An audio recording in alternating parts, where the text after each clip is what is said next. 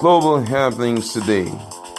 We communicate, we analyze global news. Stay tuned. Hello, beautiful people. Welcome to Global Happenings today. A lot of Nigerians ahead of 2023 have been praying and hoping for a miracle and possibly a messiah to change the narrative of Nigeria. You all agree with me that when it comes to the issue of insecurity, unemployment, poverty, Nigeria tops it. And now, with the level of indebtedness, it looks as if Nigeria will require more than a miracle to come out of this all. What the likes of Peter Obi have decided to say it the way it is. Should I say, tell Nigerians the truth, staring them in the face? The question is, are our politicians, are they truly lunatics? About 70% of them? We're going to find out. Let's quickly go into the news running. Labour Party LP presidential candidate Peter Obi has said that most of the politicians in the corridors of power have no reason to be there, describing politics in Nigeria as a case where lunatics have taken over the asylum. He said this at the Men of Valor conference with the theme Navigating the Corridors of Power, the church and the politics organized by the Revival House of International Church, that's RHOGIC in Abuja. The former governor of Anambra State, who described that 70% of politicians in Nigeria as lunatics, said only a lunatic in government would steal 80 billion naira, as in billion, not million, 80 billion naira of the citizens' money for personal use. He said Nigeria would continue to suffer unless these lunatics were flushed out and replaced with competent people at the next elections. He said, and I quote him, we can't allow this gangsterism to continue. Nigerians should take back their country. 70% of those who are in politics today should not have any reason to be there. I have said it. Politics in Nigeria is a case where lunatics have taken over the asylum. This is the only country where the worst is leading. I was a trader and gradually entered into politics. When you take far more than you need, you are sick. I'll take that again. He said, when you take far more than you need, you are sick. How do you explain that one person took 80 billion naira? It is not greed. It is not greed. It is sickness. When you take 1 billion, that is greed. But when you take 80 billion, that is sickness. Mad people have taken over our politics. If we get young people with the competence and capacity to be there, things will change.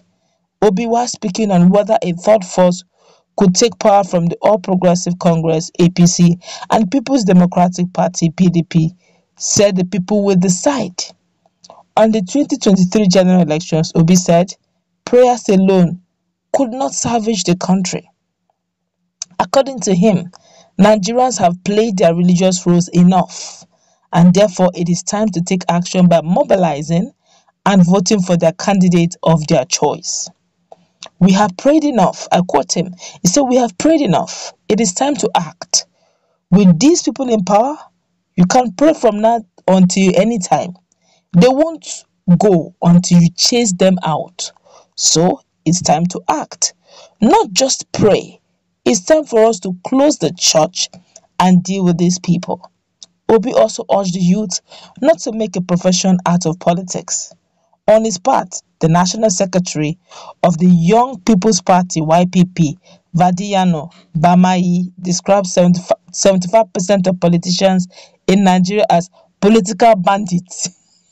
This is serious.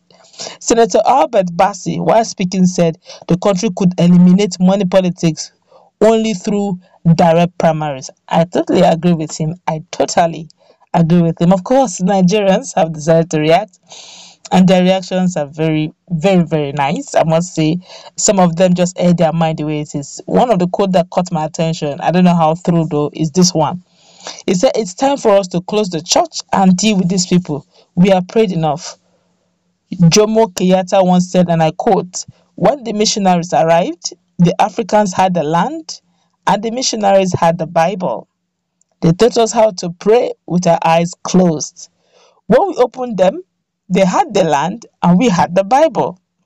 Now everybody be the government, but religion would tell you to abstain from politics. Why? Another person here is saying inside that 70%, about 50% of them are completely clueless on what they are even doing. Some are taking it to be a fun fair, while others to be a desperado kind of thing. Nigeria, we hate you, I tell you. And that person here said, hold on, I'm still searching for the lies. Give me some time to reply, I beg, which means from all indication, everything Peter Obi said is nothing but the absolute truth. Another person said, absolutely right, sir. We have lunatics in power. We have lunatics in public offices. So it's not just general. It's just generalizing here.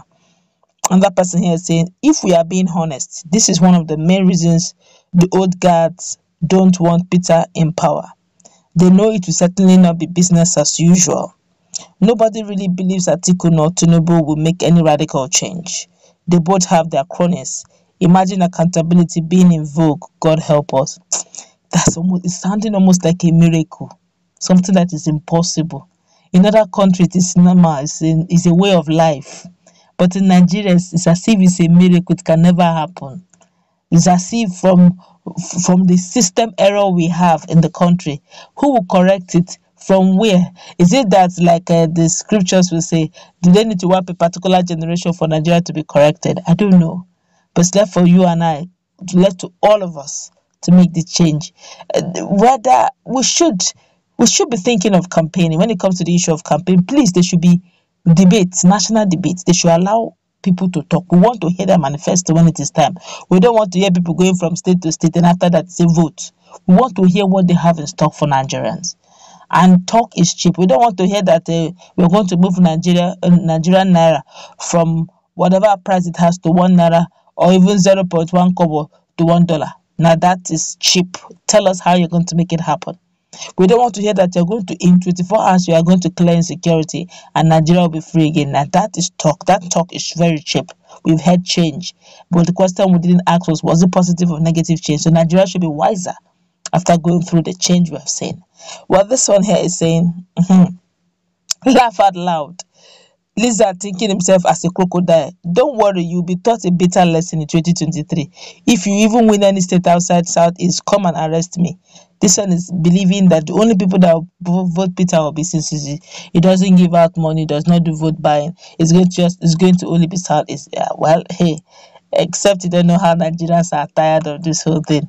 Except Nigerians will stop pedal, because the truth of the matter, he said it all. Peter Obi is not in desperate. His man is a billionaire. He's not poor. He's not in desperate need of power, but he wants Nigeria to work well.